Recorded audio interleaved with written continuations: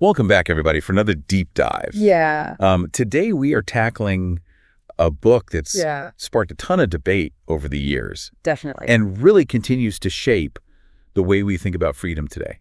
And that is John Stuart Mill's On Liberty. That's a good one. We have excerpts from the text itself. Cool. So we are going to be going straight to the source as we unpack Mill's core arguments. Love it. And the historical examples he uses to make his case. Awesome. So to jump right in. Okay.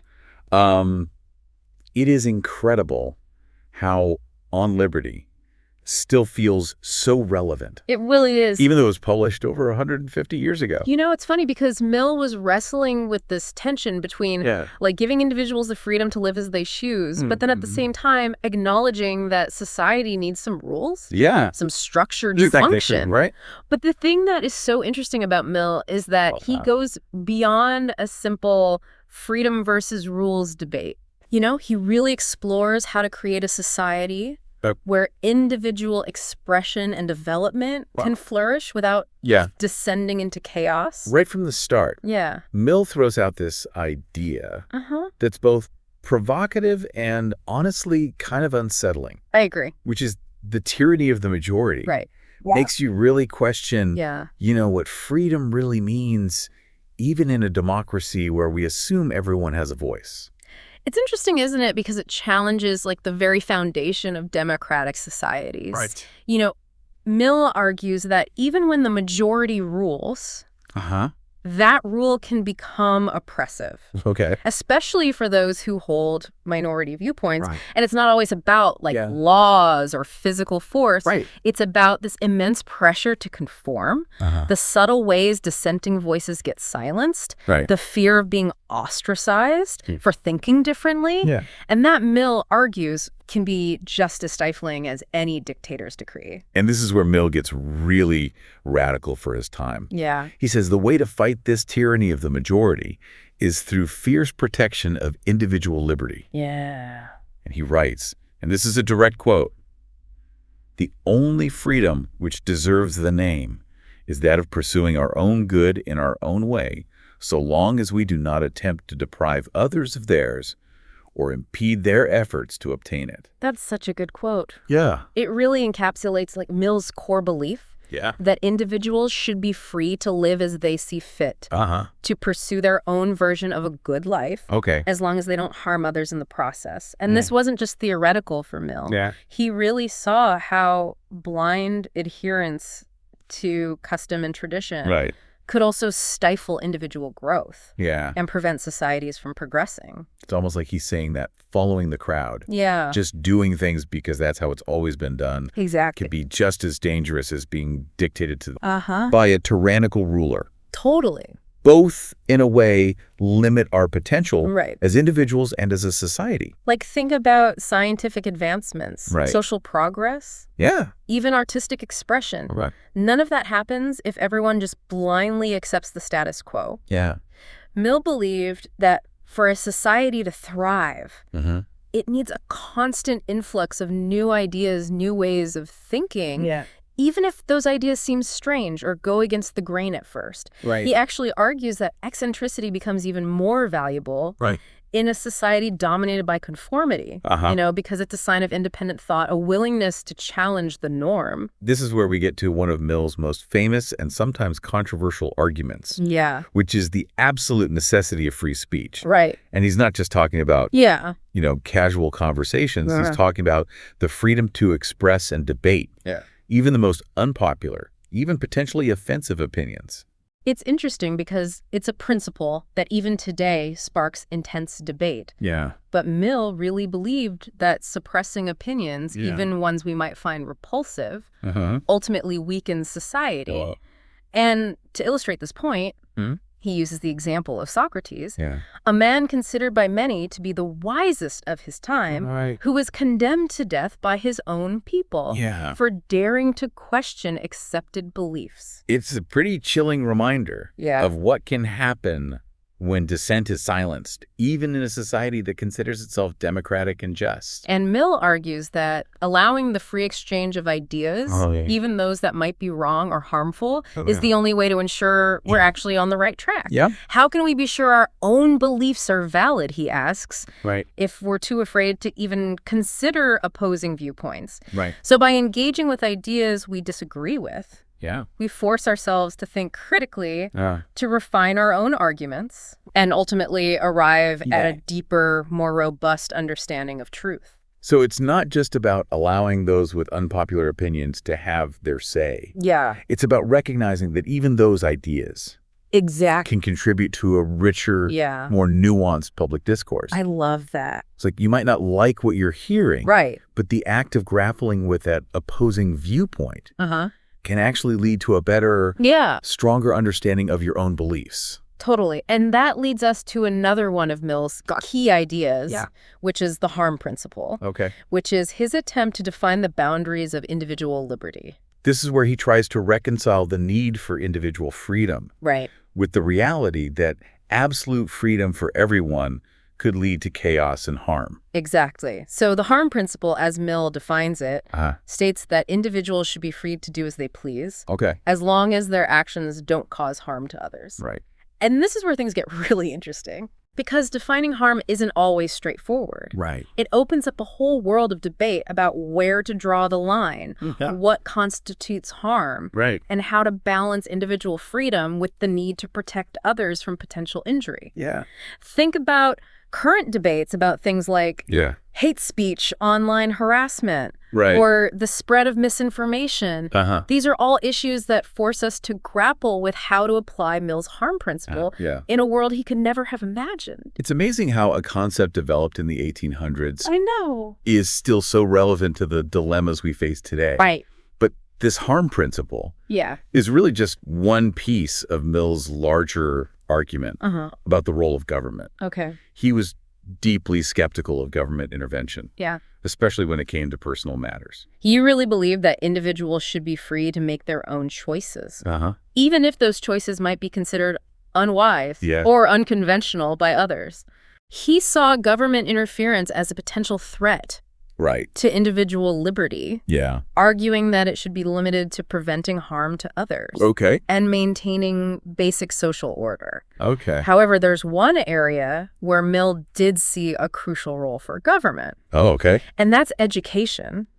He believed that everyone should have access to a basic education, arguing that it was essential for individual and societal progress. He even went so far as to propose that basic education should be compulsory. Which for his time was a pretty radical idea. That's interesting because it shows that even though he was wary of government overreach, he also recognized that certain things like education are so fundamental to a functioning democracy that they require some level of government involvement. I think so. But what about children? How did his ideas about individual liberty apply to those who aren't yet fully capable of making rational decisions for themselves? That's a great question. And one that highlights some of the complexities and even contradictions within Mill's philosophy. So he believed that children needed special protection and guidance. Precisely because they weren't yet equipped to make fully informed choices about their own lives. He recognized the power imbalance between adults and children and saw the need for safeguards to ensure their well-being. He also acknowledged that his ideas about individual liberty needed to be applied differently in situations where there was a clear power differential, like the relationship between a husband and wife in Victorian England. He was a strong critic of the legal and social constraints placed on women, arguing for greater equality and autonomy for them within marriage and in society as a whole. It's fascinating how he tries to grapple with these different contexts, recognizing that the application of his principles might need to be adjusted based on the specific circumstances. It's a testament to his nuanced thinking, his willingness to engage with the complexities of real-life situations. Yeah. He didn't offer easy answers or simplistic solutions. Right. He challenged us to think deeply, to wrestle with difficult questions, and to be open to evolving our understanding of liberty and its limits as we navigate the ever-changing landscape of human experience. I think that's a good place to stop for today. Yeah. We will pick this up next time. Sounds good. With part 2 of our deep dive into On Liberty. Cool. Thanks for joining us. Yeah. We'll see you next time. Bye. Bye. Bye-bye. It's fascinating how Mill uses these real-world examples, to test his own ideas. And he tackles some pretty controversial topics like the use of alcohol and drugs. Which were hot-button issues even back then.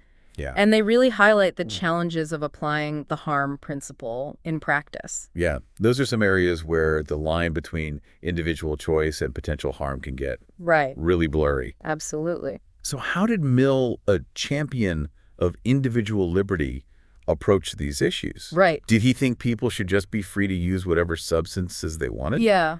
Regardless of the consequences? Well, he certainly didn't shy away from the complexities. Okay. Mill recognized that excessive use of alcohol or drugs could indeed lead to harm for the individual, but also for others. Okay. He even acknowledged that the state has a legitimate interest in preventing people from harming themselves, although he believed this should be approached with great caution. Okay. And a strong presumption in favor of individual liberty. So he wasn't advocating for complete laissez-faire when it came to substances? No, not at all. Okay. He believed that the government had a role to play in regulating these substances, perhaps through things like taxation or licensing, to minimize the potential for harm. Okay, so no banning alcohol or drugs altogether. Right. Why not? Well, Mill believed that adults should be free to make their own choices, even if those choices might be considered unwise or self-destructive by others. Okay. He felt that prohibiting these substances outright was an overreach of government power and an infringement on individual liberty. Okay. But he also emphasized that individual liberty doesn't give you a free pass to harm others. So it's about finding that balance, right? Right. Allowing individual freedom while still recognizing that actions have consequences. Exactly. And sometimes those consequences affect other people. Your freedom to swing your fist ends where my nose begins. Right.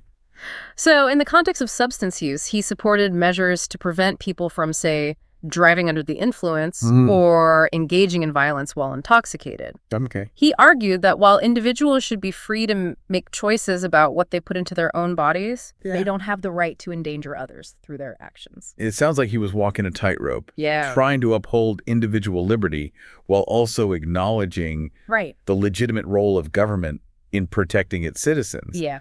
Did he offer any specific policy suggestions, or was he more focused on the philosophical principles? Well, he was very much engaged in the practical application of his principles. Okay. He debated things like whether the government should be able to regulate businesses that sell alcohol or drugs. Okay. And if so, to what extent. Okay. He even considered whether it was justifiable to limit the number of establishments that could sell these substances as a way to reduce temptation and potential harm.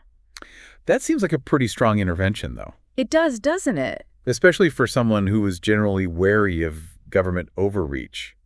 Well, he was trying to grapple with those tricky situations, where individual choices can have broader social consequences. He argued that such restrictions, if they were to be implemented, should be carefully considered and implemented only when there is a clear and demonstrable risk of harm to others. Right. And he cautioned against using government power to impose a particular moral code or to restrict individual choices simply because they were unpopular or frowned upon by the majority. It's amazing how this is all still so relevant today, right? Yeah. I mean, think about all the debates we have about things like marijuana legalization, restrictions on sugary drinks, the opioid epidemic. It's incredible. I mean, we're still wrestling with those same fundamental questions that Mill raised. Exactly. Where do we draw the line between individual choice and the need to protect public health and safety? How do we balance freedom with responsibility? Mill's harm principle remains a valuable tool for thinking through these issues, even if applying it in practice can be incredibly challenging. Yeah, definitely. But his ideas about individual liberty go far beyond, just personal choices, like what we eat or drink. Right. He also wrote extensively about the importance of freedom of thought and expression, arguing that these are the very cornerstones of a truly free society.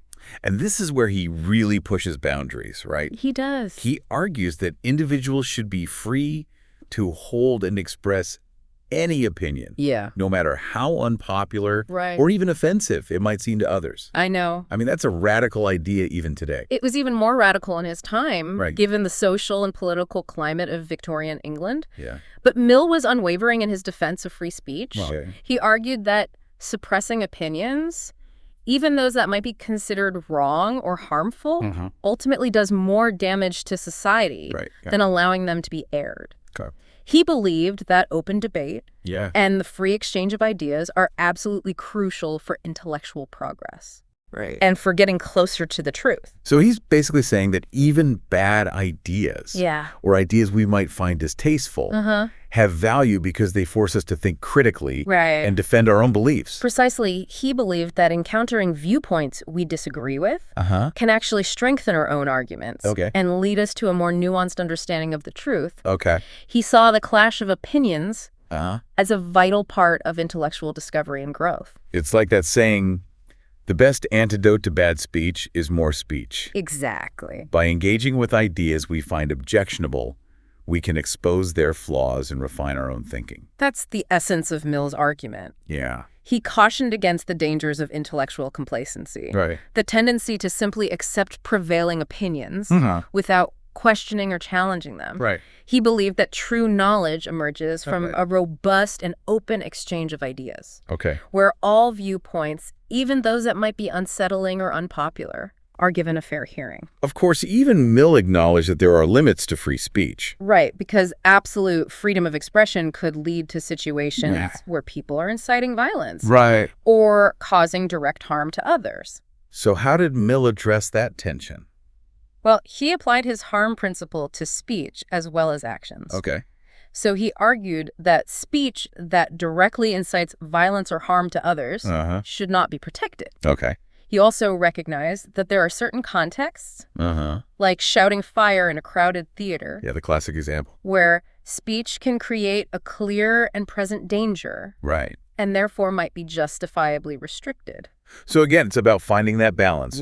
Protecting freedom of expression while also recognizing that there are limits, especially when speech directly threatens the safety or well-being of others. Exactly. And this is where Mill's ideas become incredibly relevant to our world today. Think about all the debates we're having about hate speech, online harassment, the spread of misinformation. These are all issues that force us to consider, where we draw the line between protecting free speech and safeguarding other important values like individual safety and dignity, or the integrity of our democratic institutions. Mill couldn't have imagined the internet or social media, but his insights about the importance of open debate, the dangers of suppressing dissenting views, and the need to balance free speech with other social considerations are incredibly pertinent to the challenges we face today.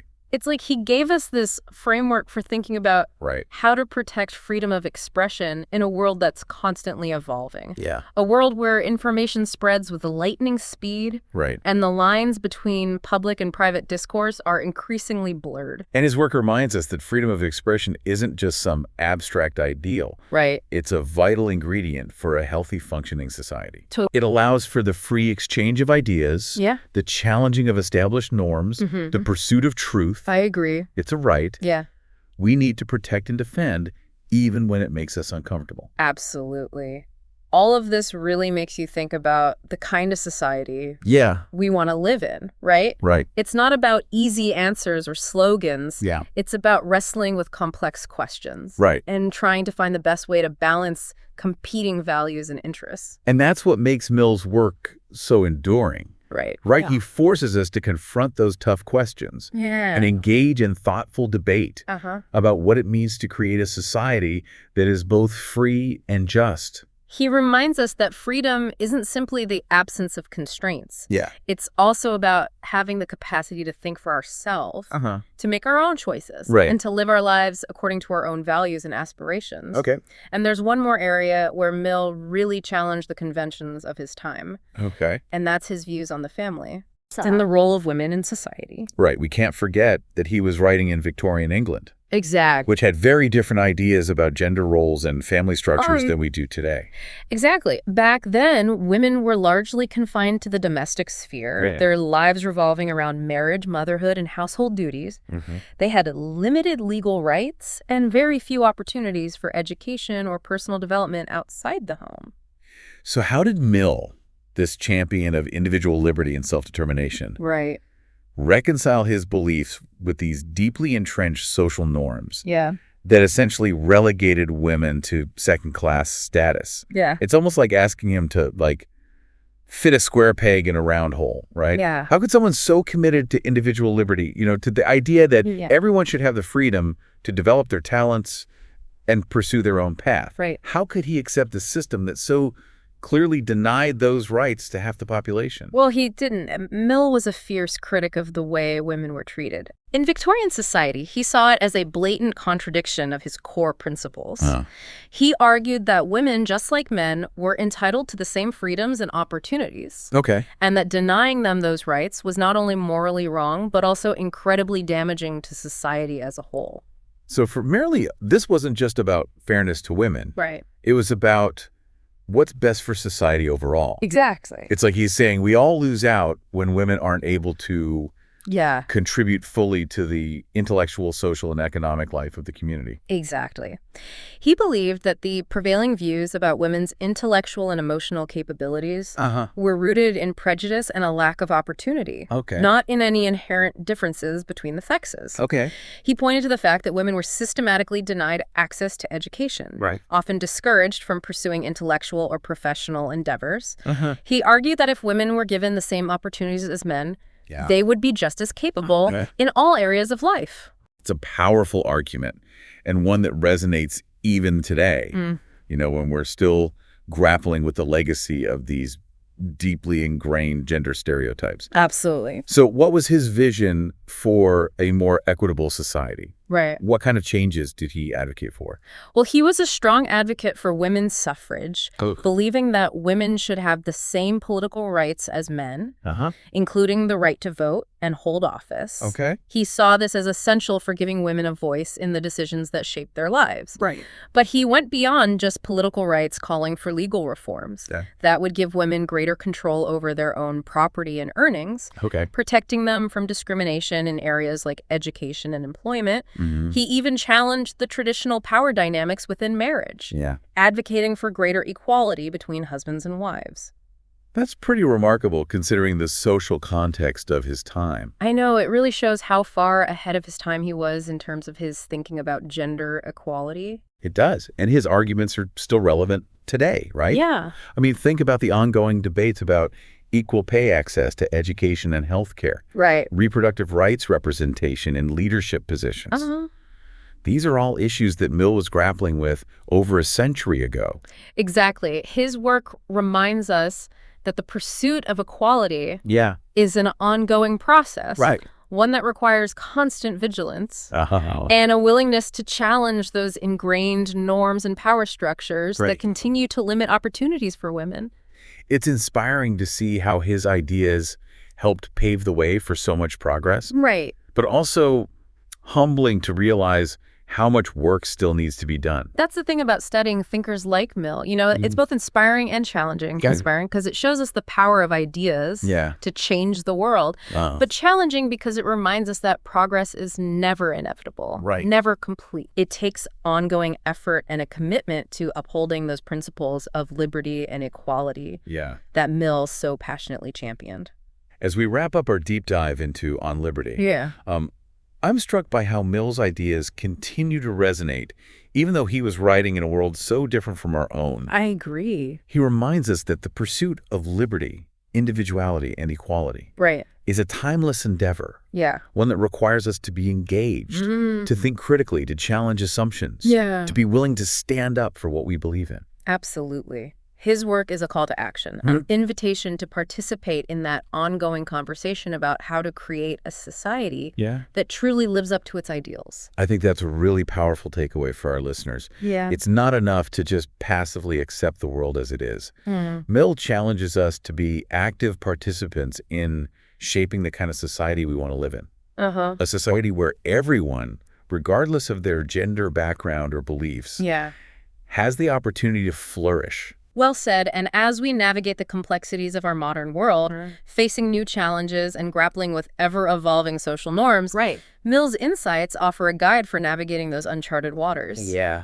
He reminds us that the fight for individual liberty and social justice is never truly over. It's a fight worth having, and one I believe we can win if we remember those core principles that Mill articulated. The importance of individual freedom, the dangers of unchecked social pressure and government overreach, the necessity of open debate, diverse perspectives, and the belief that each of us has the right to shape our own lives according to our own values and aspirations. He left us with a legacy of critical thinking, courageous questioning, and unwavering conviction in the power of individual human potential.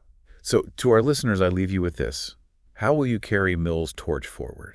Ooh, that's good. How will you challenge the tyranny of the majority, the stifling grip of custom, and the limitations imposed by outdated norms? That's a great question. The pursuit of a truly free and just society depends on each of us taking up this mantle and continuing the fight for a world where every individual has the opportunity to flourish. Absolutely. Thanks for joining us on this deep dive. See you next time. Until next time. Keep thinking deeply and questioning fearlessly.